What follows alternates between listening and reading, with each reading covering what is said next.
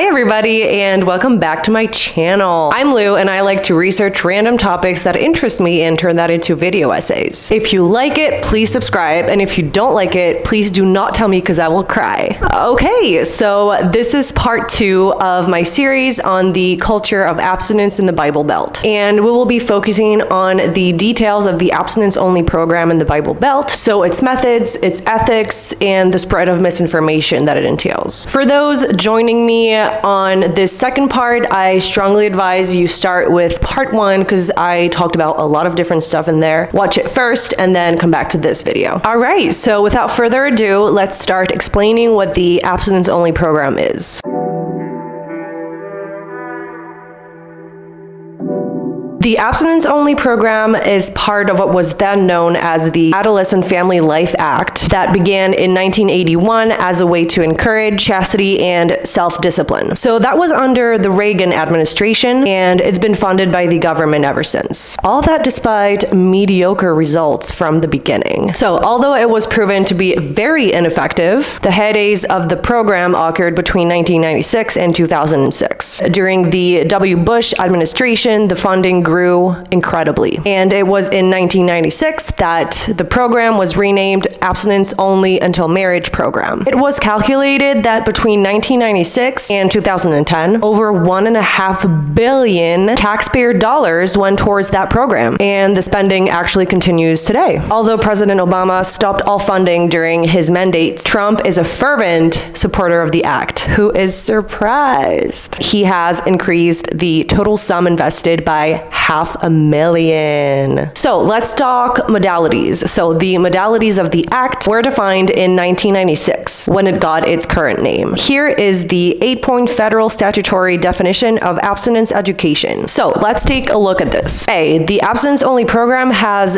as its exclusive purpose teaching the social, psychological, and health gains to be realized by abstaining from sexual activity. B, teaches abstinence from sexual activity outside of marriage as the expected standard for all school-aged children. C, teaches that abstinence from sexual activity is the only certain way to avoid out-of-wedlock pregnancy, sexually transmitted diseases, and other associated health problems. D, teaches that a mutually faithful monogamous relationship in the context of marriage is the expected standard of sexual activity. E, teaches that sexual activity outside of the context of marriage is likely to have harmful psychological and physical effects. F, teaches that bearing children out of wedlock is likely to have harmful consequences for the child's parents, and society. G, teaches young people how to reject sexual advances and how alcohol and drug use increase vulnerability to sexual advances. And finally, H, teaches the importance of attaining self-sufficiency before engaging in sexual activity. So to me, 3 notions are distinguishable in those clauses. First, there is the notion of the pressure of society with the use of, I quote, expected standard for all in section B. It is presented as if there was no question, not a single possibility that it could be otherwise. The next notion that is interesting is the inherent scientific inaccuracy. We can see that in clauses E and F mostly, with the use of phrases like, it is likely to. I mean, it is such a vague and imprecise statement with no scientific backup as to what percentage is likely to. And that leaves me wondering, like, how is this allowed to be in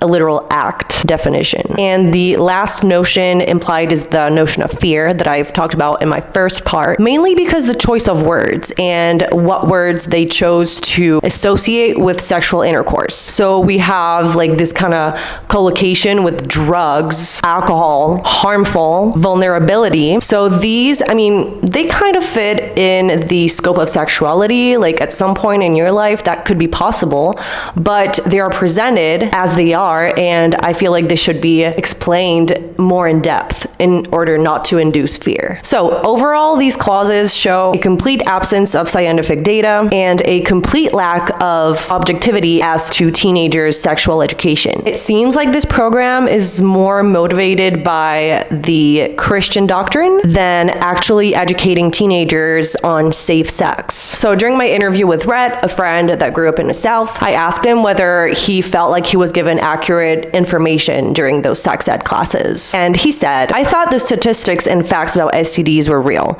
but presented in misleading ways. So, upon research, I came across this study. The House Government Reform Committee led an investigation in 2004, reviewing 13 of the points that were taught to kids, and 11 turned out to be false. So here's the list. Okay, so these are sentences that you hear in sex ed classes, basically, and that are presented as being true. First one, a 43-day-old fetus is a thinking person. Number 2, HIV can be spread via sweat and tears. Number 3, half of gay male teenagers in the United States have tested positive for HIV. Number 4, pregnancy can result from touching another person's genitals.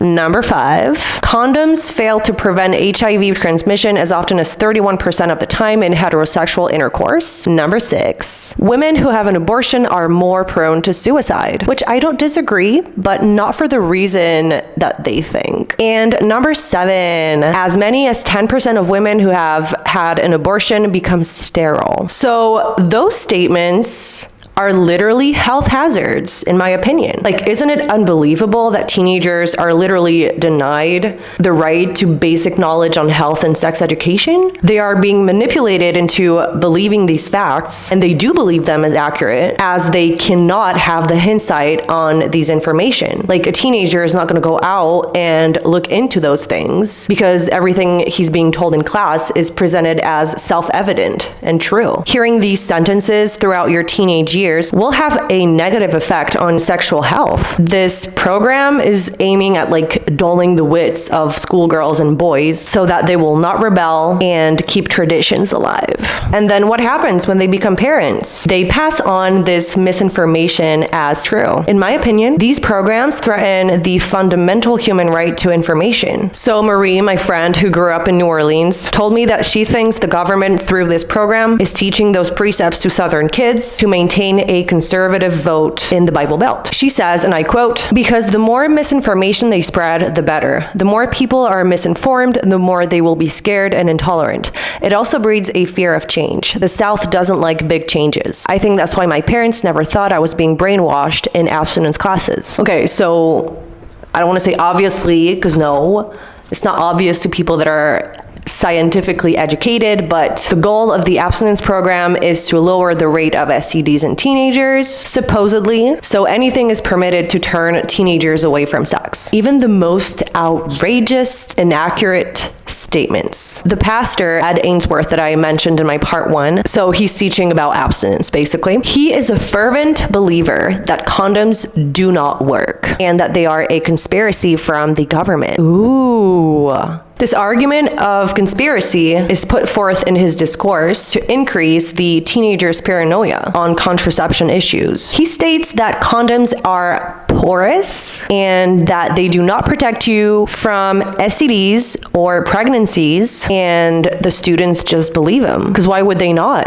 My friend Marie says, and I quote, "I still remember learning that condoms only have an 89% success rate, even if it's used properly. I don't think this is still true, and I am not sure if it was in the 90s when I learned it, but I haven't checked in quite a long time. The pill was seen as unnatural and akin to abortion, as you were tricking your body into thinking it was pregnant and thus not releasing an egg. They did talk about various forms of contraception, but in each case, we were also given the rate of effectiveness against catching an STD or becoming pregnant. Thus, there is no objective promotion of contraception. And in certain high schools of the Bible Belt, talking about contraception is forbidden because the teenagers should just be abstinent. They don't need to know about contraception. So I'm sorry, I'm getting subjective here, but this act is literally dangerous. It's dangerous. It is inaccurate, wrong, controlling, and embodies this Southern set of Christian morals. 25 states in the Midwest, the East Coast, and the West Coast opted out of that act by 2008 because they judged it ineffective and hazardous. So in many of those states, comprehensive sex education was adopted.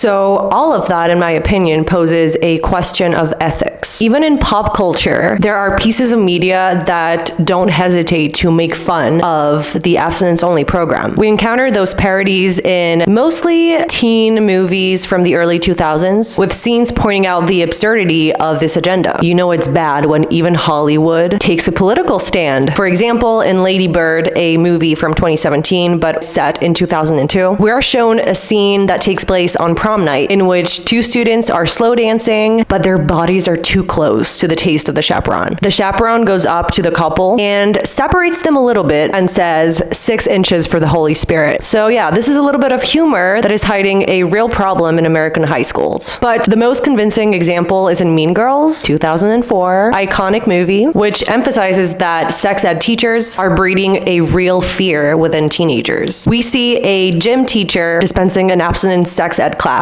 and saying, pointing the fingers at the students, don't have sex because you will get pregnant and die. There is also a blackboard behind him on which it is written, safe sex is abstinence. Those may sound like humorous little details, but there is a lot of truth in those parodies. We could think the abstinence programs taught to teenagers in the Bible Belt could just be about reading the Bible and theorizing on the importance of sex within wedlock. But it goes much further than that. There is a strong fear factor put on sexuality in those classes. My friend Rhett from Texas graduated about 15 years ago, told me about his abstinence classes. He recalls his classes being in the framework of another program called DARE, D-A-R-E.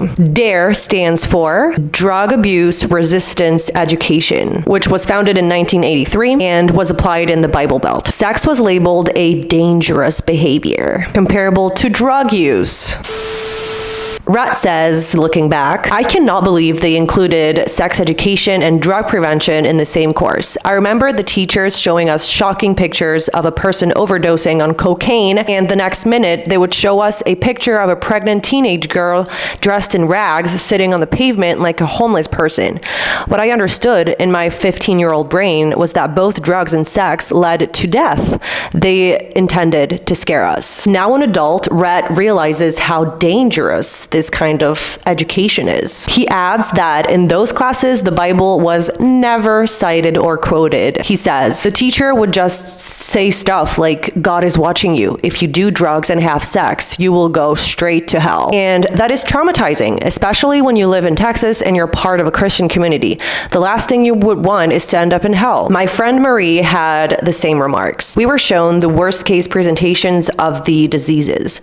Pictures of genitals with plenty of oozing zits, body parts having been eaten away, etc. Red also mentioned to me that this program had sketchy ways of proving virginity is the only reasonable choice. He says, we had this teacher once. He was a pastor, and he got the whole class get in a circle. So we did, and he got a tumbler and told us to all spit in it one by one.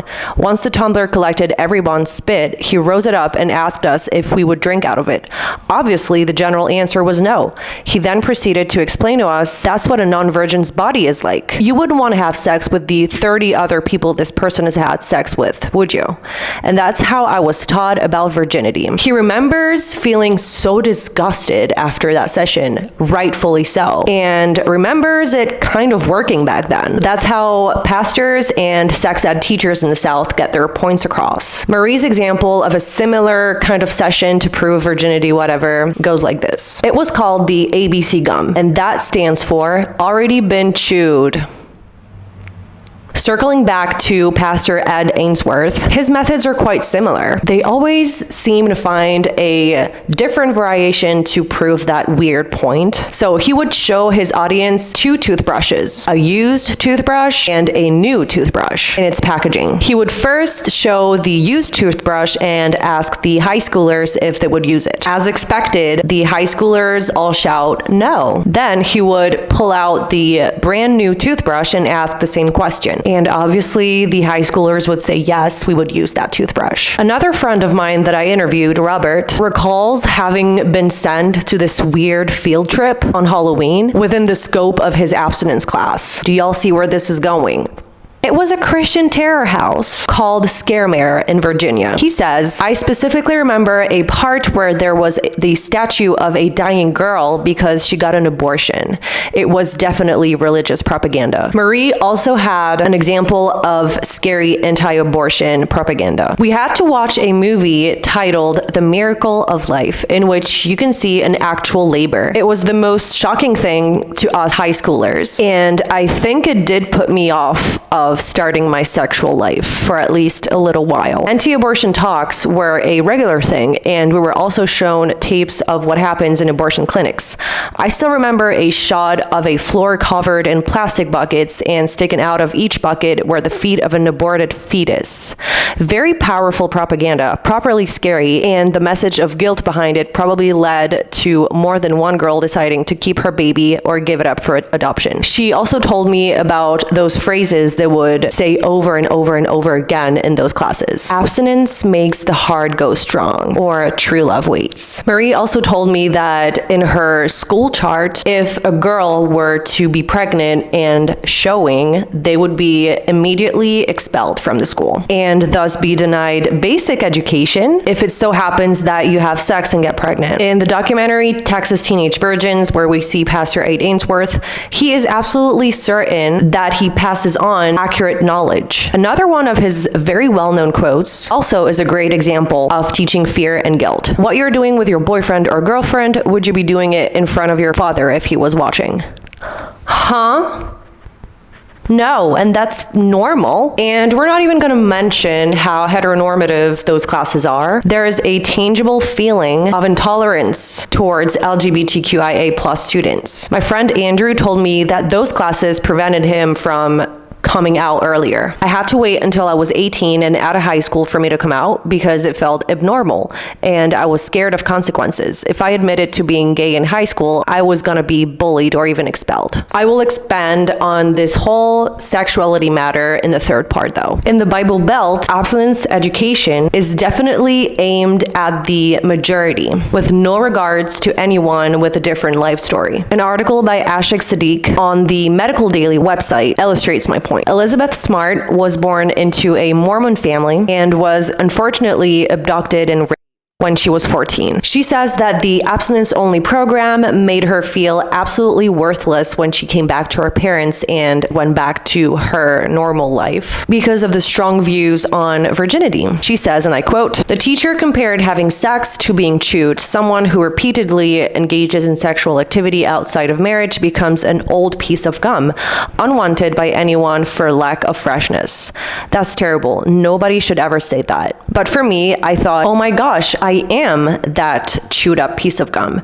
Nobody re-chews a piece of gum. You throw it away. Elizabeth Smart has been fighting to change the abstinence-only program ever since, to make it more inclusive. Even though she is an isolated case, Smart points out the general intolerance and the lack of open-mindedness of this program. It is very much binary, with no possibility of nuance, and that is what is very problematic about it. Also, the Sex Education and Information Council has evaluated the abstinence-only program according to two categories: those that purposefully induce fear in children and those that teach abstinence as a choice and thus are not fear-inducing. Many psychology articles prove that abstinence education can be damaging. Many psychology articles prove abstinence education to be damaging for a lifetime. Not only are teens completely traumatized by what they see in those classes, but they are also being given completely wrong, inaccurate information. According to John Santinelli in the Journal of Adolescent Health, the methods of abstinence and abstinence-only education raises serious ethical and human rights concerns.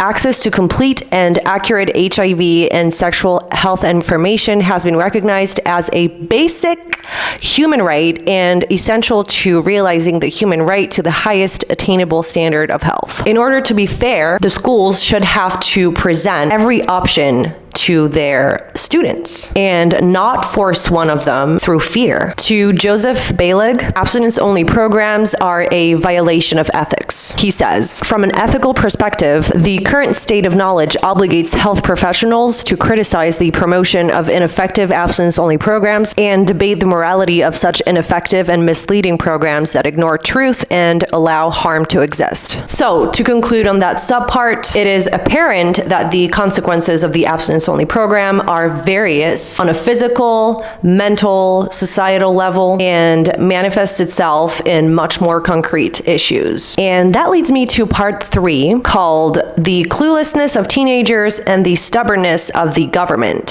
So, as we saw earlier, the subject of STDs is hardly ever touched on during classes, or if it is gravely exaggerated. So, how can the abstinence-only program claim to be preventing STDs if they make up wrong statistics and warn the youth about the effectiveness of contraception? Because teenagers are misinformed, they draw their own conclusions. They have their own definition of what sex is and of what virginity is. They are completely clueless about the subject and thus commit serious mistakes. In the documentary Texas Teenage Virgins, it is incredible the things those teenagers say. J17 states that oral sex is more acceptable in society. The definition of what virginity is seems to be super blurry, open for interpretation. My friend Rhett realizes that he was so misinformed when he was a teenager. He thought that, and I quote, anal and oral sex were kind of okay, I guess, because back then, when there was no vaginal penetration involved, it meant that we were still technically virgins. I would say my notions were not clear.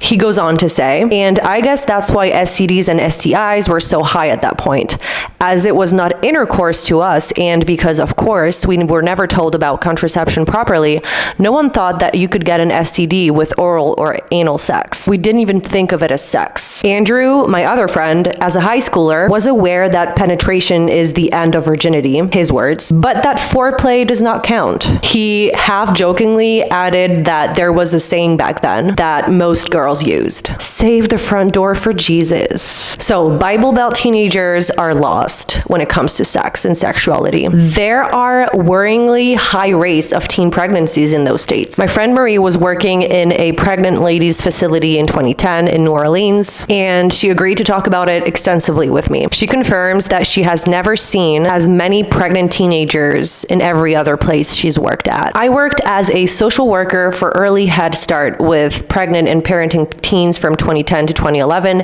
in a New Orleans high school where 10% of the students were pregnant or parenting. This meant at least 50 out of 500 students were pregnant or already parents, or pregnant for the second or third time. When a misinformed teen decides to have sex, it ends up in zero knowledge on contraception or how to use it. She said that most of the teens she met had decided to keep their baby because they thought they would be committing murder if they had an abortion. The pain and guilt they carried on their shoulders was huge. They basically carried the weight of a society stuck in the past, she says. Those teenage girls were usually left by the dad and or kicked out of their parents' home. She goes on to say that despite the pride that certain students felt, most of my students had no idea how the female reproductive system worked. This was why many of them fell pregnant. Even with 30-year-olds becoming grandmothers and with New Orleans having one of the highest teen pregnancy rates in America, a country that has one of the highest teen pregnancy rates in the Western world, the social service organization I worked for ended up not succeeding in gaining the right to introduce a sex education program under the guise of a public health service. I think there is still no program in place in the New Orleans charter school system. According to Bruce Alpert, journalist for the New Orleans and Louisiana newspaper, in 2014, Louisiana had a teen pregnancy rate of 69 per 1,000 teenagers and ranked 5th highest in the United States, behind New Mexico with 80 per 1,000, Mississippi 76 per 1,000, and Texas and Arkansas with both 73 per 1,000. By comparison, if we look at the Northeast states, such as New York State, only 43 teenage girls get pregnant out of 1,000. On STD rates in the Bible Belt, Licia Bushek from the Medical Daily states, I quote, "The rates in states like Louisiana, Mississippi, Arkansas, and Alabama are much higher higher than in the rest of the country when it comes to chlamydia, gonorrhea, and syphilis. This is explained by the very heavy religious background in the Bible Belt. Of course, but not only. Even for those who want to have safe sex, it will be a journey to access contraception. Family planning facilities don't always deliver the pill, Plan B, or condoms. According to a Texas Policy Evaluation Project survey, 55% of women reported at least, I quote, one barrier to accessing reproductive health care services, including cervical cancer screening or family planning services. Basically, religion prevails over health. My friend Andrew said to me, the Bible from the very beginning has always been about a man and a woman creating a nuclear family unit. Christians want fidelity, unity, community. They believe the act of conception had to be holy and pure within marriage. They think not talking about sex before marriage will save people from practicing it. Basically, there is a path to follow, and people are being pushed into it. Eves have to not tempt Adams. Going back to Jay, 17, in Texas Teenage Virgins, we learn that he has, and I quote, gone further with girls than kissing. But he says that he has repented, and he is actively trying to get back on track, to stick to his purity pledge that he took when he was 14. We see him trying really hard and go to church every Sunday, take extra abstinence classes, as well as going to Christian choirs and rock concerts. These seem to distract him from his so-called defiant behavior. That is, partying, kissing girls, dressing inappropriately according to his parents. But it is crazy to me that even the most cool teenagers think the only right way to live is at the hands of God. He says that he feels caught up between two worlds. Living purely is the norm. Furthermore, it has been shown that students who were taught contraception and anatomy waited longer to have sex. Because obviously, when you forbid a teen to do something, they will most likely disobey. But when you educate a teenager, then they can form their own opinions and have their own ideas and be more likely to make the right decision. The government, pastors, and teachers are actively against including contraception talk in the abstinence-only program, because to them, promoting contraception is promoting promiscuity, which may lead to death. I guess you just have to be prepared to die. Eric Benson from the Texas Health Department says that the abstinence legislation maintains, I quote, a mask, a veneer of purity, and that it is all about denial and maintaining an image that really isn't true. Lauren Taylor, who is a nurse in Texas, says that if you can't educate parents and the church, your purpose is defeated. So we see that Eric Benson is very much alarmed by the whole situation in Lubbock, Texas, and decided to dedicate his life to educate those teenagers there. He teaches sex education on the down low, to break down all of the myths that teenagers are being taught through the abstinence-only program at their school. He is a fervent believer that as long as there is not going to be a scientific and effective comprehensive sex education in Texas and in other states of the Bible Belt, STDs, teen pregnancies, and other issues caused by it will not stop. For many, this is the only way to get a decent sex education. They are aware that a lot of YouTubers, TikTokers, and other people on the internet talk about comprehensive sex education, but they are not allowed to watch it at home, at least. Okay, so that would be the end of part 2. Next up, for the next video, is going to be part 3 that will focus on gender and sexuality, the role of women, the mistreatment of the LGBTQIA people there. So yeah, I hope you liked it. If you like it, please subscribe. And if you didn't like it, please do not tell me because I will cry. All right, I'll see you in the next one. And until then, bye.